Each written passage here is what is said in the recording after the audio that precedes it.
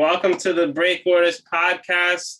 We got a special guest here, the Utah Jazz ambassador, Lee Taudana. How you doing? Good. What's good? Good to be here. The second Brooklyn native on the podcast. We had Brandon Steiner on, but he's the second. He's the second one. I've been all over actually. I don't know what kind of native I am, but I like Brooklyn. I like Fort Greene, Clinton Hill. Some spots. But I lived in Queens too. But I go to school in Clinton Hill. What's that? That's where my school is, Clinton Hill. I go to St. Joseph's. You go to St. Joseph's? Oh, yes. Okay. Yeah, I was just there. Well, maybe a couple months now. Yeah. I actually, when I was working with the Nets, we were doing the academy at St. Joseph's gym. Nice. Yeah. I was gonna ask you that too. Yeah. I hear you're the camp coach at the Nets. You guys rent the gym out at school. I know because I'm friends with the people there at the athletic department. I'm on the tennis team. I'm on the cross country team. So they fill me in. I'm close with those athletic guys, and they fill me in. Okay, cool. Yeah, it's nice there. Nice all around there, and they have some nice parks and stuff. Not too far from there is Fort Greene Park that I go to, try to go to every day if I could. I really like it there. So yeah, it's a nice area. Yeah, Fort Greene Park's the best. We practice there for cross country, so. Oh yeah, it's a lot of fun. Man, people play some serious tennis over there too. Yeah, of course. Yeah, my friend, after we had the same class together, we used to go hit around there.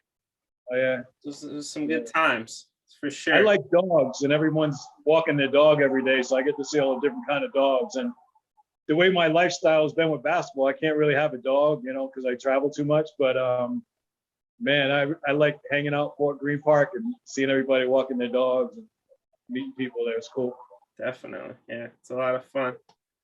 So you got the camp coach for the Nets. How's that going? You say you do it in the summer. How's that going? Any players come around to help out? I see it on Instagram. I see some players help out. So that's pretty cool. Yeah, there's always there are always players, the team tries to get guys out there, and give a little talk and everything. Albert King, who a lot of people may not know, but Bernard King's brother, was a New York City high school legend at Maryland University. He was an ACC Player of the Year, played in the NBA, played for the Nets when they played in the Meadowlands, I guess, right in New Jersey, and legend. And I got to meet him, so that was a big deal for me. Because meeting some of the old school guys is sometimes pretty cool too. Yeah, my old coach, he played with Bernard King in Fort Hamilton. Yeah. So he told me a lot of great stories about Bernard King, which is pretty cool.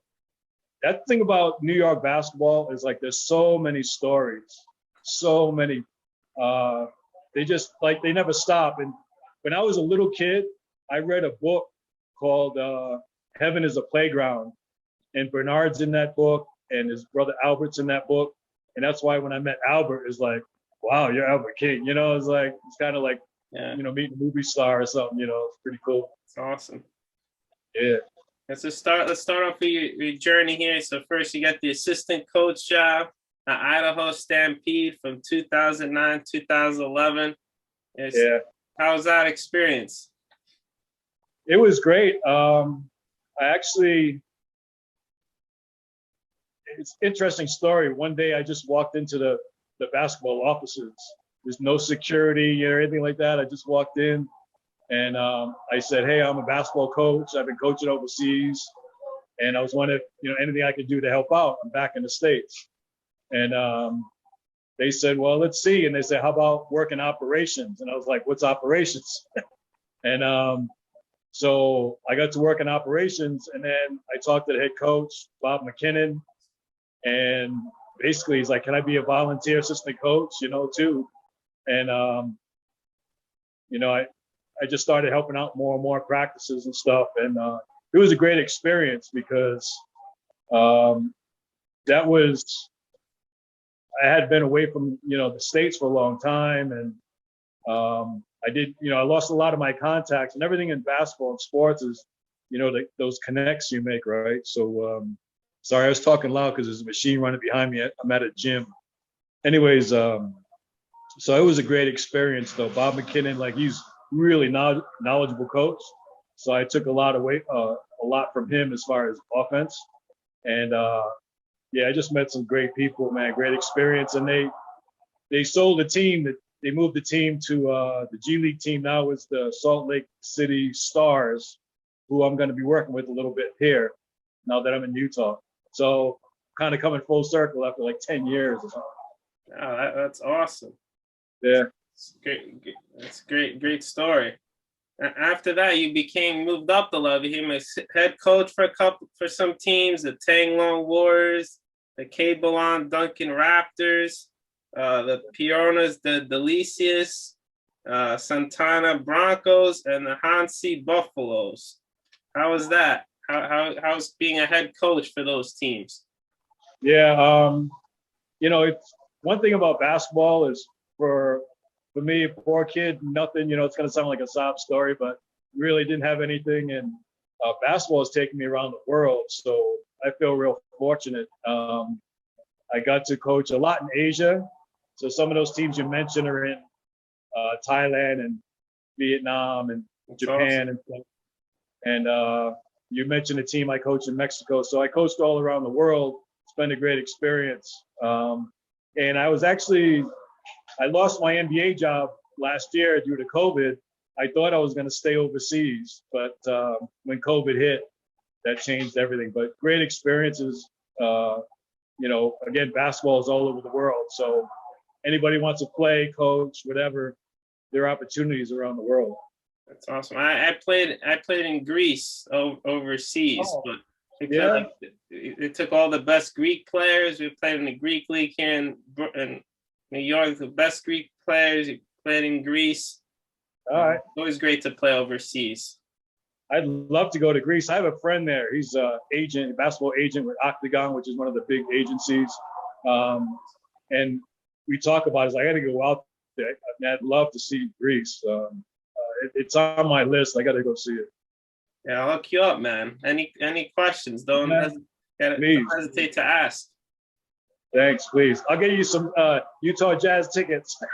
Of course, yeah. I'm always down to see Utah Jazz games. My friend's a big basketball fan. Like I told you, I do the baseball stamps. He wants to do the basketball one. So we went to Toronto together to the Eastern Conference Finals.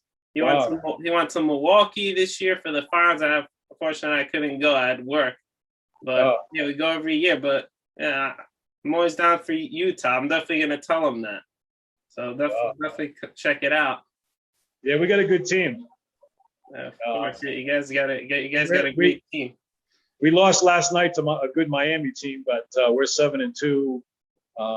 Yeah, we're gonna be good this year, for sure. Yeah, Miami's just unstoppable right now. Nobody can. Miami's stop them. Man, they're so good. I don't know. It might be us in Miami in the finals. Who knows? I mean, we'll see. Right. Any when you're the head coach, any great experience or do you have one team that stands out that was your favorite team that you coached? Oh, you put me on the spot. It's kind of like I don't have kids, but I can imagine you asking some mom or dad who's your favorite kid. I think a lot of people probably give the same answer. Try to be give the pat answer and stuff. And I love all of them, but I've met some great people, man. I never forget a player, anybody I've coached. Sometimes I coach it head coach and the general manager. So when you're general manager, you get to talk to players, or not talk to players, but form relationships even tighter. And I talk to former players almost every day. Talked to one guy yesterday, was the MVP in Vietnam. We won the championship there a couple years ago. And unforgettable memories, man. So my thing is I love the players. I don't know, man. I always have a good relationship with the players. and that's my favorite part. And just hang with the players. And I wish I was still playing, I guess. But yeah, that's my favorite part. Of course. No doubt. No doubt. 100%. No doubt. Yeah. Was there any players that you coach ended up coming to the NBA, whether it was the G League or professional? Yeah, a couple of guys, but from the G League or D League, Anthony Tolliver, he played around. Nice. Yeah, Anthony Tolliver's great. I used to use him in 2K all the time. Oh yeah, Anthony Tolliver. He's getting towards the end of his career, and he's talking about maybe doing different things. I'm not sure. Sandiata Gaines played for the Nets. Oh, yeah. Remember him? It was a few years ago. But Sandiata, a good point guard, solid guy from New York. And, you know, that's the dream, right? He's from New York. He got to play with the Nets. Yeah. So those guys come to mind right away because they were just like really good players. And, you know, like, sounds corny, but they were good people, man. Enjoy hanging with those guys. And Anthony Tolliver, I would rebound for that guy. And he would put up shots before practice, after practice, like every day. And not the most athletic guy, but man, he got his shot down. So he was just like a stretch 4, maybe 3. And but I rebounded for him every day, man. And he should give me part of his paycheck from the NBA. I think I should get 10%. Yeah, I remember Santiago again. I'm a big Nets fan, as I told you. So my dad, oh, you remember? Season ticket from New Jersey. We got to go to games all the time. But he didn't end up playing in Brooklyn. I only played in Jersey. But he was like you said, great point guard. Great to watch. Yeah, he got. It is a great story. So we go to practice one day, and I was in a different room. I totally missed it. We were at practice, and at the end of practice, and everyone showered and everything. And Bob McKinnon, the head coach, says, "Hey, I want to introduce, you know, this guy from the Utah Jazz, and no one knows what's going on." And he says, basically, you know, we're going to call up Yada. We're going to call up Yada to the Jazz. And I think, man, people were ready to cry. You know, you get called up, right? And he had a big shot against Cleveland when LeBron was at Cleveland. And game-winning shot, falling out of bounds, the whole thing, man. It was, man, storybook kind of stuff, you know. But Yada was, man, he's a good point guard, just solid. That's awesome.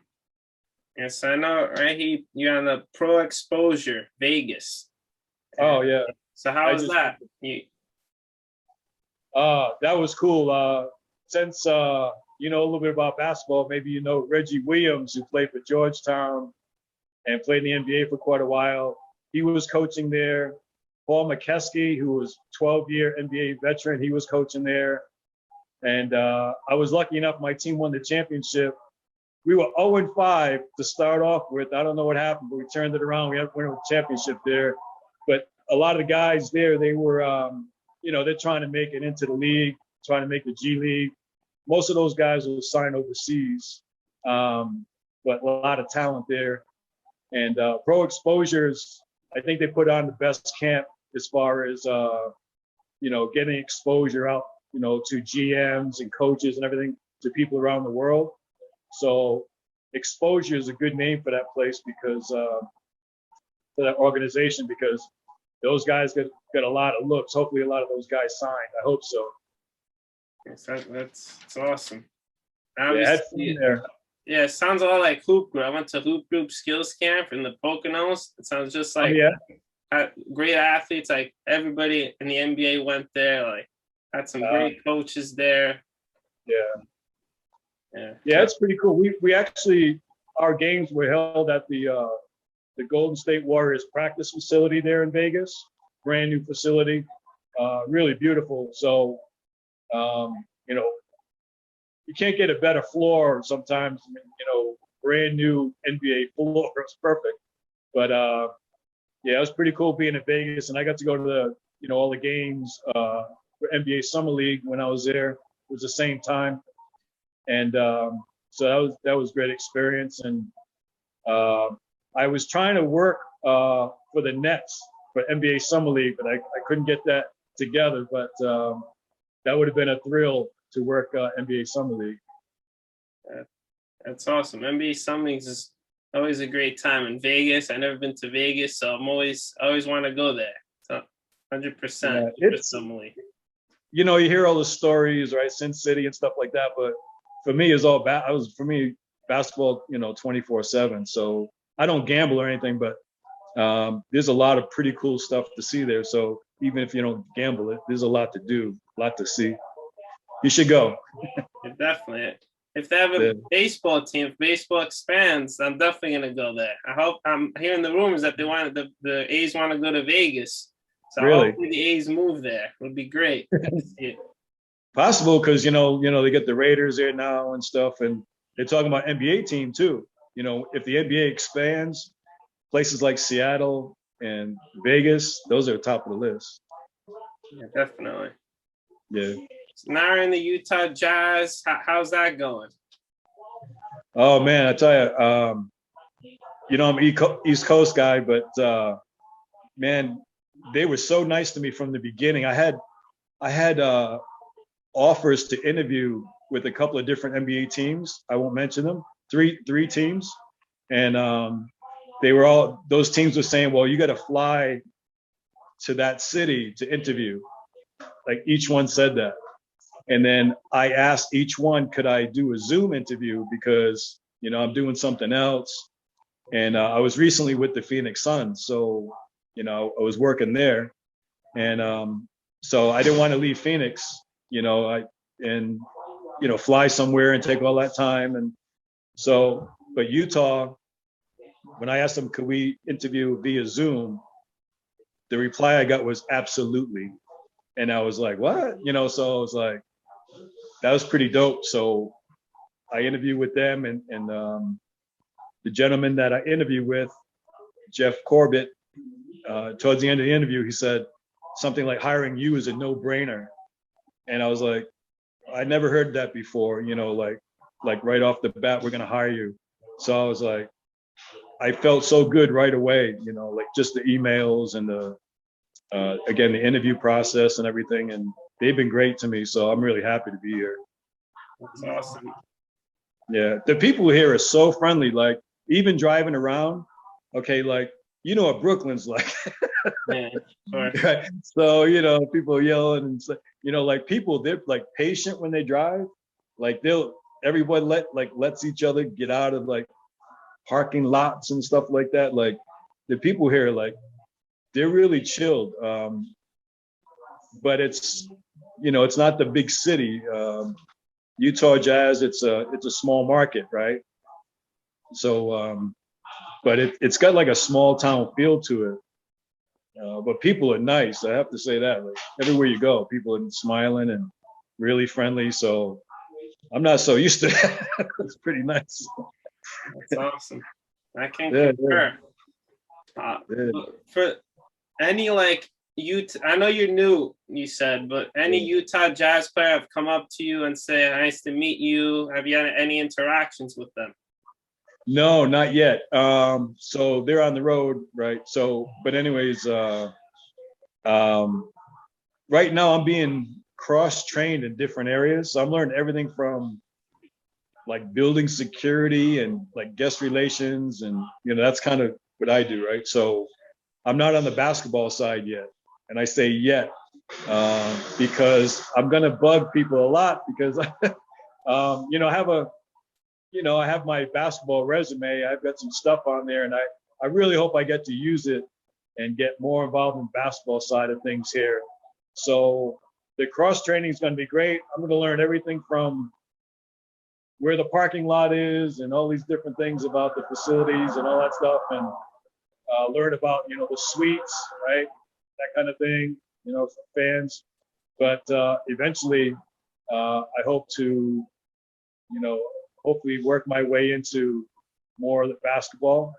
And right now, I don't try to like go up to the players or anything like that. I'm not trying to do that because when you're a player, coach, things like that, and like people are always like, you know, like after you and, you know, trying to get close to you and everything. And so I take it slow here, and hopefully after a while I'll get to meet some of the guys. And that's the plan. So hopefully. That's awesome. My friend, we're actually good friends now. I went to Yeah. Kansas City. He works at Guest Relay. His name is Jonathan Rosa. And he told me his favorite player is Salvador Perez. Like, he's always friendly, always nice, always says hi. And I told him, give me an all-time favorite guys like Brett Phillips. He's always energetic. I always said hi to him, and it was cool to hear from him. It was awesome. Well, it's thing about it is, sports and entertainment, like Hollywood, that kind of thing, movie, like actors and stuff like that. Again, you have so many people trying to get close to you. It's difficult. And I noticed in some cities I've been to, NBA cities, that people try to really keep you like at a distance, right? But like the other night, I was saying hello to Thurl Bailey. Like, he does the broadcast and stuff like that. He played for the Jazz back like John Stockton and Karl Malone days, right? Like 1990s. But now he does, the TV and all that stuff. Anyways, but really cool guy, like down to earth type of thing. And that sometimes you don't always see that from, again, entertainment and sports. So I think, when you meet people that are really genuine like that, they're just friendly, like that stays with you, and that's why I learned from a lot of people. I learned from Donnie Nelson. He was the president for Dallas Mavericks for a real long time. And I was coaching girls high school. Quick story. I was coaching girls high school, and they were having practice at a college where I was taking classes. And this is in the Bay Area in California. And I was just hanging around the gym, and I was hoping to get in to see the practice. And they said, they just said, like, who are you and stuff like that. And I said, I'm nobody. I'm just a girls high school coach, just trying to peek in the windows. And they said, oh, you're a coach? And I said, yeah, but I'm just a high school coach, right? And they said, yeah, you're a coach. Come on in. I was like, what? Like, they treated me like I was an NBA coach or something. And I never forget that. And I always think, no matter where I am, head coach or whatever I'm doing, like, I try to make time for people. And that's why, like, Thurl Bailey, you could see, like, he makes time for people. And that's not always easy to do. Yeah, it's not. I'm actually a coach now. I work for Parkway Hoops. That's what I tell my kids. Like, you gotta work hard. You gotta play hard. You gotta be smart. So it's always like that. They feel welcome. They're also big fans of the podcast. So it's you can have them along. Cool. I love coaching kids. Yeah, it's awesome. You got any inspiring words for them? What's that? You have any words for them? The only thing that comes to mind, because I was just talking to someone about this, like, before we get on. You go after, like, you got to try to go after what you really love to do. Like, I can't tell you how many times I've slept in my car because or slept on the floor of an office somewhere at a junior college because I wanted to keep that basketball dream alive and just working basketball. But happy about it, you know what I'm saying? Like, I was homeless a couple of different times, but I was happy because I was coaching, but I couldn't afford enough money to pay rent, type of thing. But I was happy and good. I was healthy too, but like, try to do what you enjoy, like, no matter what it is. Because if you choose something like just for the money or just for, another reason, it doesn't make you happy, it's like, I don't think it's worth it. So the main thing I would say is, like, no matter what you like, if you really love something, like, I would say try to stay with that. And don't just choose anything because you think it's going to be like, it's going to get you a good car or a lot of money or something. So do what you love. Exactly. That's what my parents tell me all the time. You got to do what you love, do what makes you happy, and they could do for a longer period of time. Yeah. Yeah. I mean, like, we're not here forever, right? So, like, while we're here type of thing, it's like, I'm a big believer in, doing what you love. Here's that old saying, like, I can try to think of what it is. Do what you love and you'll never work a day in your life. Something like that. Like, I really believe in that. Like, for me, basketball has never worked. I'm always I'm in a gym now, but like I love it, right? So to me, it's never work. Someone said, "Oh, can you stay 24/7?" It's like, "Oh yeah." Like if the Jazz say, "Can you sleep, in this office right here overnight?" It's like, "Oh yeah, I can do that." So yeah, Awesome. so I go on and on about that. Awesome. I'm gonna ask you some quick fire questions, then we'll go to final thoughts. That's cool See with if you. my brain works quick. I'll try. All right. Favorite snack? Oh, favorite snack. I hate to say it, but potato chips. But man, they make me fat. But I love potato chips. What's your favorite brand? I usually go with the Lay's, just the plain ones. But there's a few different ones, I like. But yeah, it's some fattening food. I don't have it very often, but yeah, that'd be the go-to if I was like, hey, just one. Yeah, Lay's are pretty good. What about favorite cereal? Favorite cereal? Yes. I am a cereal-aholic. So I got a lot of them, but man, I'm vegan, right? I'm like a health nut too. So I don't go for the Captain Crunch is pretty bad, but bad as in good. You know what I'm saying? Like I like Captain Crunch and some of those things. Fruit Loops, anything, Frosted Flakes, but I always go for the healthy stuff. I usually go for the Special K with the extra protein, 15 grams of protein, because I try to stay healthy. Of course, you have to. That's actually that's my favorite cereal. So Really? you got the connection going. I eat cereal every day. For real, I'm a cerealaholic. Nice. Yeah. Favorite commercial? Favorite commercial? Ooh, that's a tough one. I don't really watch TV. Super Bowl. You got a favorite like Super Bowl commercial that you liked? Man, I can't. Yeah, you stumped me on this one. I don't. And to be honest, I haven't been watching a lot of football, and I really miss it. My best friend, DQ, shout out to Daquan Mobley, former Jets wide receiver, is my best friend. Why did I bring that up? Because he's a football guy, and I keep saying I'm going to watch, NFL, and I keep missing the game. But I'm happy the Giants won today. Of course, yeah. That's to my next question. So I think you answered it for me. Your favorite professional team? Well, I got to say the Jazz. I have to, right? But I think a lot of people know I'm East Coast guy. I grew up with the Knicks and the Nets, and and I used to work for the Golden State Warriors, like little stuff like summer camps and things like that, and free agent camp. They have preseason training. I got to work those. I really loved it there. But now, I'm with Jazz now, so I got to bleed those colors, right? Yeah, for sure. Yeah, I know you're from Brooklyn, and I'm from Brooklyn too. What's your favorite Brooklyn spot? I have to say Fort Greene Park. Nice. Because I got a quick story. I was working the camp, right, for the Nets, and I'm walking by. I was at a restaurant. I'm going to walk to the park. Who I run into but Spike Lee. Awesome. His studio is just a few blocks from the park, and that's one of my favorite areas. But Fort Greene Park, man, I don't know what it is about that place, but I love it there.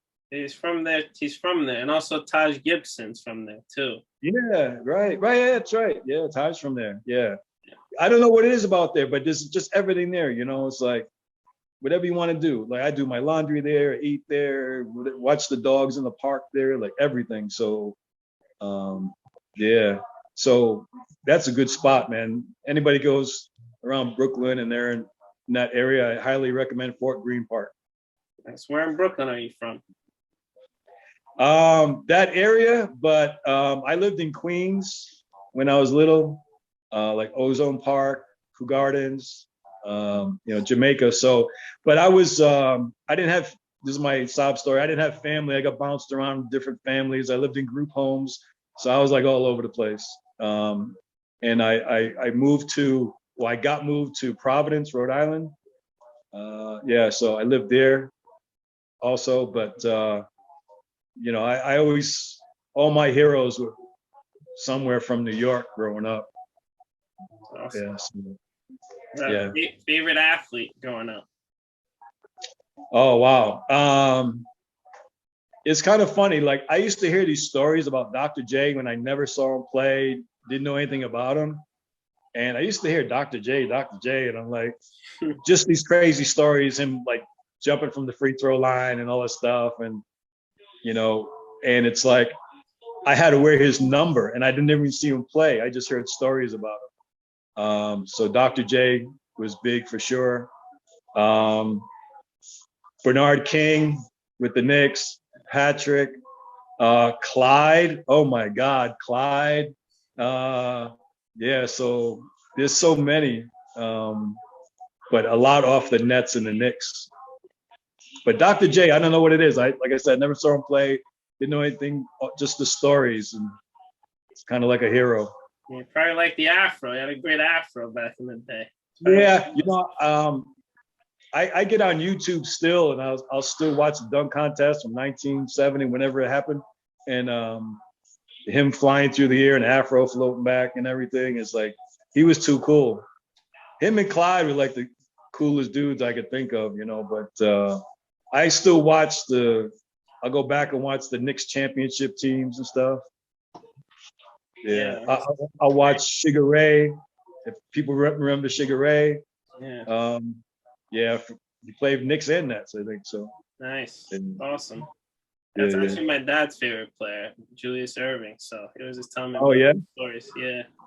Yeah. He got me Nets Julius Erving jersey. So, yeah. Yeah. Yeah, I'd love to. I don't have anything like that, but man, I'd love to get a Dr. J jersey or something, like old time, like from ABA or something, Yeah, definitely. Yeah. Too bad people didn't get to see him play like on TV and stuff, in those days, because they don't have a lot of film. They have a little film, but not a lot. Yeah. Favorite movie? Oh, you know what I was just watching? I was just watching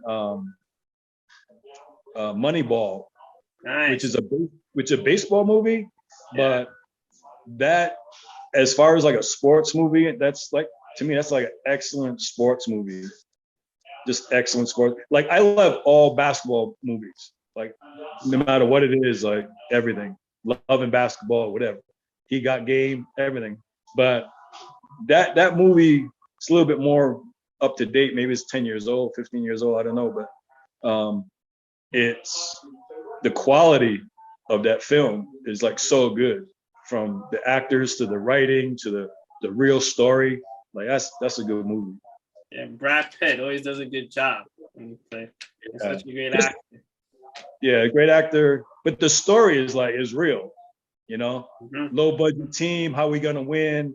They end up winning like 20 games in a row, and like, which is big for like, I think it was a record at the time. But the thing about that movie too is it gives you it makes you think differently about how to succeed. Like not just in sports, but in life. Like you don't have to go with what everybody else does all the time. Think of a different way. Sometimes there's a different way to succeed. And so that's what they did. They, as they say, they thought outside the box. And really good story. Yes. What about favorite TV show? Wow. I don't watch a lot of TV, like I said. I like comedies, and so I'll get on YouTube and I'll watch that 70s show. Nice. I'll watch Seinfeld. I'll watch Martin, Prince of Bel-Air. Like I watch a variety of things, but I like comedies. They're Friends. You're not a Friends fan? Friends. Oh shoot, yeah. I watch like all that stuff, man. And especially, it's a lot of these shows set in New York, right? And Friends don't talk a lot about New York, but it's still, once in a while they'll throw like Joey, he'll have a Knicks jersey on in one episode or something like that, So Marcus Camby jersey. Yeah. So exactly. I went to the Friends Experience. They have one in New York.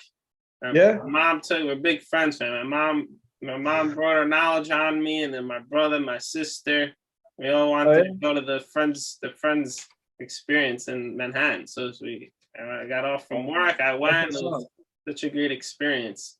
That's what's up. Yeah, I love Friends, man. I tell you, one of the best things that ever invented in the world is YouTube. Because anytime I get a chance, and because I'm all about basketball, but then sometimes it's like after a game or something, you want to like decompress or whatever, and I'll watch some comedy show on YouTube before I go to bed. I do that a lot. Friends is definitely high up on the list. Nice. So we gotta wrap off the quick fire with everybody's favorite question here.